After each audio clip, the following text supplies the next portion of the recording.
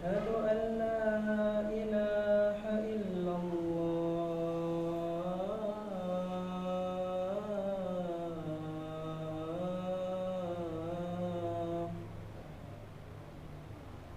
أشهد أن محمد رسول الله.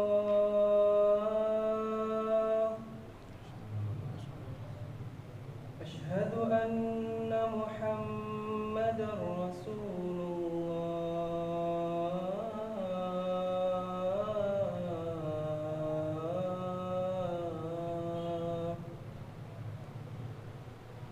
حي على الصلاة.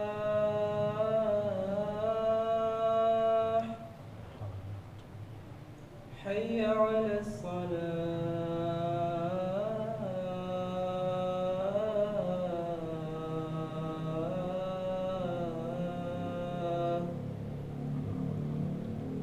حي على الفلاح.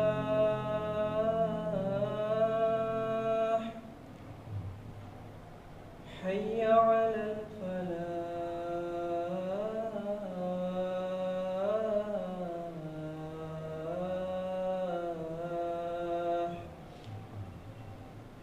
الله أكبر الله أكبر. لا إله إلا الله.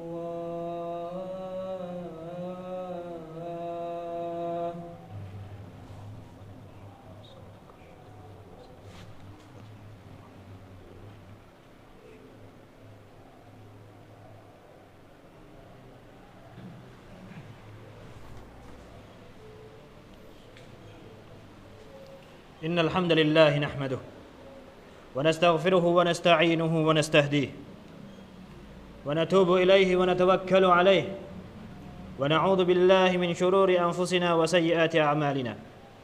من يهده الله فلا مضل له ومن يضلله فلا هادي له. أشهد أن لا إله إلا الله وحده لا شريك له وأشهد أن نبينا وحبيبنا محمدا عبده ورسوله لا نبي ولا رسول بعده.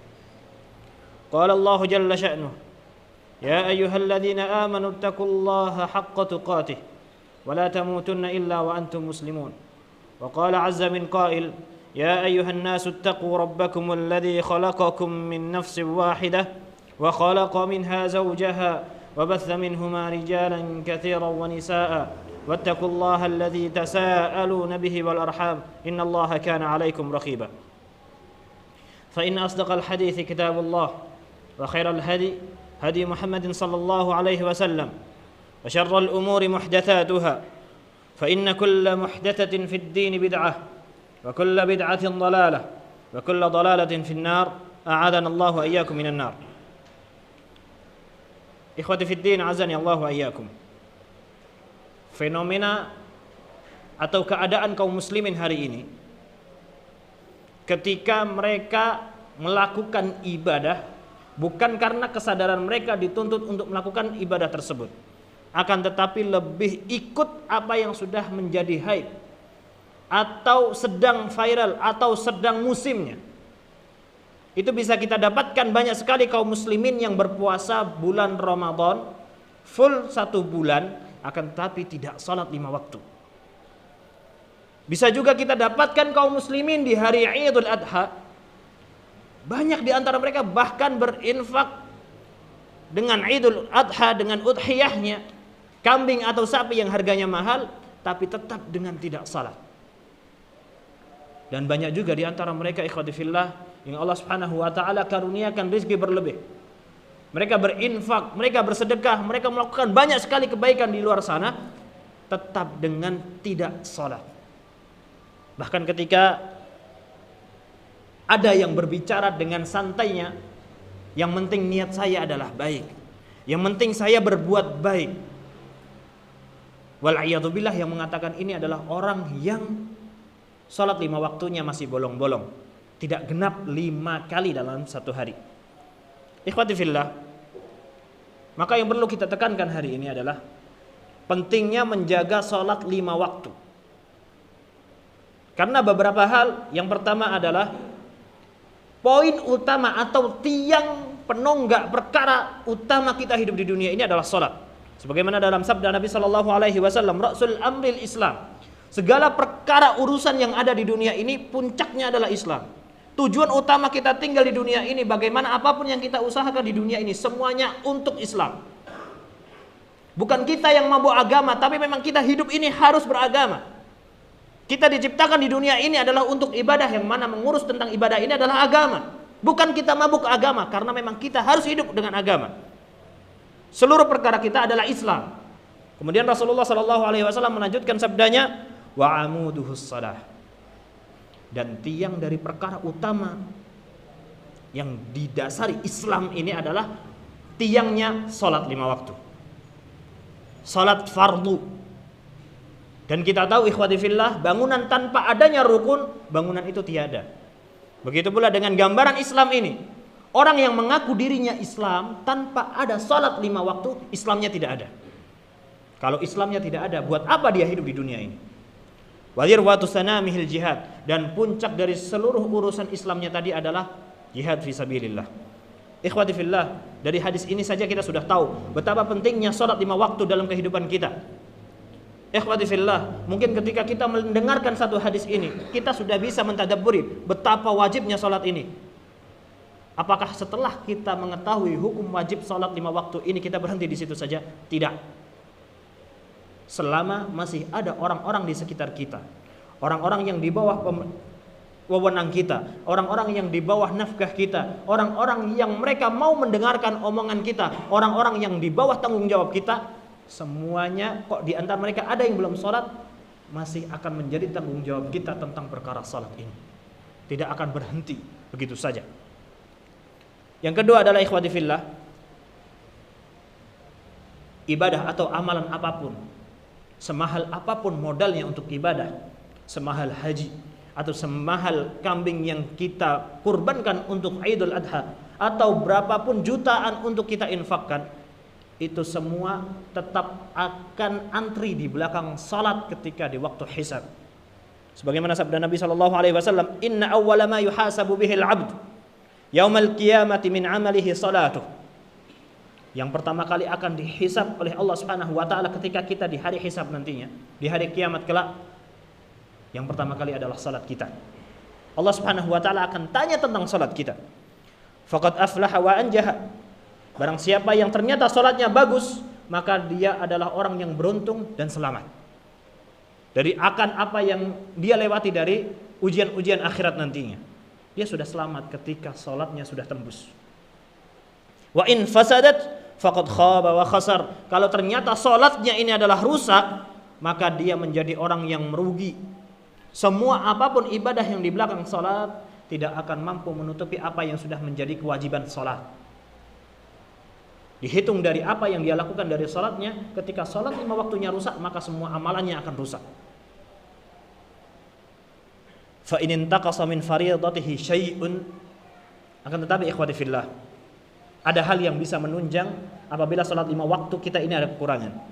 Kata Rasulullah, Allah Subhanahu wa taala di hari itu berfirman, ketika mendapati satu hambanya ada yang dari 5 waktunya tidak sempurna, mungkin dari khusyuknya yang rusak, atau dari waktunya yang terlambat, atau dari wudunya yang tidak sempurna, atau dari amalan-amalan yang dia lakukan di sholatnya mungkin tidak sesuai sunnah Rasulullah SAW. Intinya adalah dia tidak mendapatkan sempurnanya sholat 5 waktu. Maka kata Allah Subhanahu wa taala, unzur hal li'abdi min tatawwu'in. Lihat, mungkin dari hamba satu ini yang dia 5 waktunya kurang sempurna, ada amalan-amalan sunnah dari sholatnya, ada sholat-sholat sunnah yang lainnya selain sholat faridah.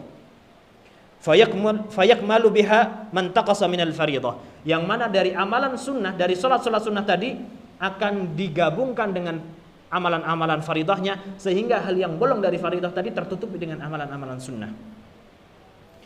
Tsumma yakunu sa'iru amalihi 'ala dzalik. Dan juga semua amalan yang menjadi kewajiban pertama kali akan dihisab adalah yang wajib.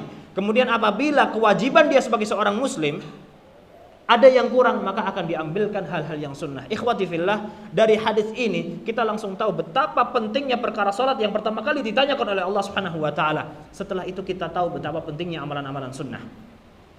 Salat sunnah yang Rasulullah SAW perintahkan kita kepada kaum muslimin adalah untuk menyempurnakan salat wajib kita yang kita yakin bahkan hari ini ketika kita sedang mengusahakan khusyuk, kita tahu kita tidak khusyuk di situ. Kita tahu hari ini yang kita usahakan sempurna salatnya, kita tahu di situ tidak sempurna.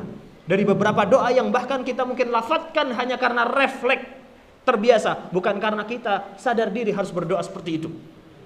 Segala hal itu ikhwati fillah atau pikiran-pikiran yang masuk dalam pikiran kita ketika kita takbiratul ihram itu yang akan mengurangi kesempurnaan nilai salat fardhah kita. Maka ikhwah, di sini pentingnya salat sunnah untuk menutupi lubang-lubang dari amalan wajib yang tidak sempurna tadi. Begitu pula dengan amalan-amalan yang lain. Sebagaimana sabda Nabi, "Tsumma yakunu sa'iru amalihi." Kemudian semua amalan-amalan dia berupa amalan sedekah dari zakatnya yang wajib, apabila tidak sempurna dari zakatnya, maka akan ditutupi dengan sedekah-sedekah yang dia lakukan. Apabila dari puasa Ramadannya ada yang tidak sempurna, mungkin ketika dia berpuasa ada dia menghibah saudaranya, mungkin ketika dia berpuasa dia ada menghujat saudaranya, sehingga pahala dan tuntutan yang seharusnya dia mendapatkan kebaikan dari puasanya gugur atau tidak sempurna begitu saja. Maka dicarikan mana pahala-pahala puasa sunnah yang dia lakukan untuk menutupi apa yang menjadi cacat dari puasa Ramadannya. Maka ikhwati fillah, semua apa yang menjadi ibadah meskipun itu adalah sunnah, penting untuk kita bawakan di hadapan Allah Subhanahu wa taala. Karena ikhwati fillah, tidaklah sunnah itu ada kecuali Rasulullah SAW perintahkan. Tidaklah Rasulullah itu perintahkan kecuali di situ ada maslahat, dan tidaklah Rasulullah SAW perintahkan kecuali apabila tidak dilakukan perintah itu akan ada madarat. Jadi kalau seandainya kita mengamalkan sunnah, kenapa? Karena sunnah kita lakukan, karena itu adalah perintah Rasulullah SAW, karena itu adalah sunnah, bukan karena dia sunnah kita tinggalkan. Sebagaimana banyaknya kaum muslimin hari ini yang mereka bermudah-mudahan dari amalan sunnah karena dia sunnah, sedangkan para salaf terdahulu mereka menghidupkan sunnah karena itu adalah sunnah. Barakallahu li wa lakum fil Qur'ani was sunnah wa nafa'ani wa iyyakum bima fihima minal ayati wal hikmah wa taqabbala minni wa minkum tilawatah fastaghfiruhu innahu huwal ghafurur rahim.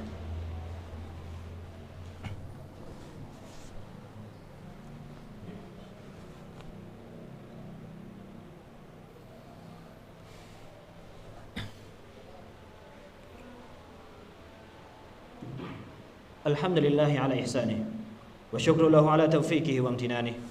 Salawatu rabbi wa salamuhu alaihi wa ala alihi wa sahbihi wa man sara ala darbihi wa istanna bi sunnatihi ila yaumi liqa'ihi wa ba'd. Ikhwati fillah, termasuk sebagaimana yang sudah saya sebutkan tadi di poin pertama, bahwa ketika kita sudah melakukan kewajiban 5 waktu ini ikhwati fillah, tidak berhenti kemudian kita cukupkan di situ pengetahuan tentang wajibnya 5 waktu. Tapi Allah Subhanahu wa taala memerintahkan kita untuk menjaga keluarga kita dari panasnya api neraka dengan mengingatkan mereka tentang perkara salat ini. Dan itu Allah Subhanahu wa taala jadikan pujian atas Nabiullah Ismail alaihi salatu wassalam yang mengajak keluarganya untuk perkara salat, spesifik ibadah salat. Sebagaimana firman Allah Subhanahu wa taala dalam surat Maryam, "Wadhkur fil kitabi Ismail." Sebutkanlah wahai Muhammad tentang kisah Ismail. "Innahu kana shadiqal wa'di wa kana rasulan nabiyya." Dia adalah pribadi nabi yang jujur, yang selalu menepati janji, dan dia adalah seorang rasul serta seorang nabi. Wa kana ya'muru ahlahu bis salati waz zakah, yang menjadi keutamaan dari Nabiullah Ismail atas nabi-nabi yang lainnya, atau menjadi poin utama yang Allah lebihkan atas Nabi Ismail adalah wa kana ya'muru ahlahu bis salati waz zakah. Beliau alaihi salatu wassalam menyeru keluarganya untuk menjaga salat dan zakatnya. Keluarga kita atau orang-orang yang menjadi tanggung jawab kita ikhwati fillah, atau orang-orang yang di bawah kekuasaan kita, di bawah nafkah kita, yang mana semua itu akan dikembalikan kepada kita perwaliannya, maka itu akan tetap menjadi tanggung jawab kita salat mereka. Wa kana 'inda rabbih mardiyya, dan apa kata Allah? Nabiullah Ismail di sisinya menjadi orang yang diridhai. Poin utamanya adalah yang Allah Subhanahu wa taala tekankan di sini adalah wa kana ya'muru ahlahu bis shalah. Dia mengajak keluarganya untuk salat. Tidak bagaimana kita menjaga diri kita sendiri saja, tapi bagaimana kita juga menjaga keluarga kita. Ya ayyuhalladzina amanu qu anfusakum wa ahlikum nar. Wahai orang-orang yang beriman, jagalah diri kalian dan keluarga kalian dari api neraka. Tidak kita tanggung jawab diri kita sendiri, tapi juga kita tanggung jawab tentang keluarga kita, karena itu semuanya akan ditanyakan dan dimintai pertanggungjawaban. Bahkan dalam metode pendidikan Islam yang Rasulullah Sallallahu Alaihi Wasallam ajarkan, Rasulullah Sallallahu Alaihi Wasallam menekankan pendidikan kepada anak dengan tegas adalah dalam perkara salat. Muru auladakum bis shalah wa hum abna sab'i sinin. Suruhlah anakmu untuk salat sekalipun mereka masih umur 7 tahun. Masih 7 tahun belum baligh, belum mukallaf, dia tidak salat, dia tidak berdosa. Akan tetapi Rasulullah menekankan kepada anak-anak usia 7 tahun, biasakan mereka dengan salat. Wadribuhum wa hum abna 10 sinin. Dan pukullah mereka kalau ternyata mereka masih belum mau di umur 10 tahun. Dan 10 tahun ini masih belum baligh, belum mukallaf, baru usia tamyiz.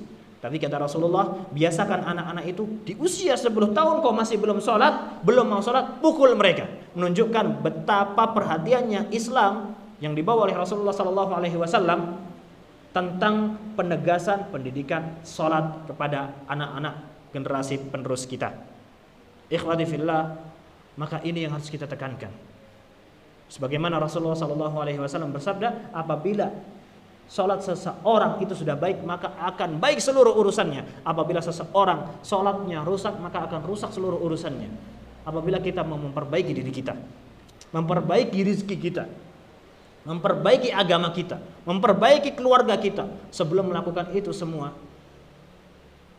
kita perbaiki sholat kita. Sebagaimana nasihat para ulama, dan ini mu'tabar, masyhur kalamuhu, sudah terkenal di kalangan kaum muslimin. Dari banyaknya perceraian yang terjadi di antara keluarga-keluarga kaum muslimin adalah pelakunya dari lakinya atau perempuannya bukan dari orang yang menjaga salat. Innallaha wa malaikatahu yusalluna 'alan nabi ya ayyuhalladzina amanu sallu 'alaihi wa sallimu taslima. Wa qala sallallahu alaihi wasallam man shalla 'alayya salatan sallallahu alaihi biha 'ashra. اللهم صل على محمد وعلى آل محمد كما صليت على إبراهيم وعلى آل إبراهيم وبارك على محمد وعلى آل محمد كما باركت على إبراهيم وعلى آل إبراهيم في العالمين إنك حميد مجيد. وارض اللهم عن الخلفاء الأئمة الحنفاء أبي بكر وعمر وعثمان وعلي ومن تبعهم بمنك وكرمك يا أكرم الأكرمين. اللهم أعز الإسلام والمسلمين ودمر أعداءك أعداء الدين واحمي حوزة الإسلام وارفع كلمتهم يا قوي يا متين. اللهم امكر بمن مكر بهم يا قوي يا عزيز. ربنا آتنا في الدنيا حسنة وفي الآخرة حسنة وقنا عذاب النار. سبحان ربك رب العزة عما يصفون وسلام على المرسلين والحمد لله رب العالمين. أقم الصلاة. الله أكبر الله أكبر أشهد أن لا إله إلا الله أشهد أن محمدا رسول الله.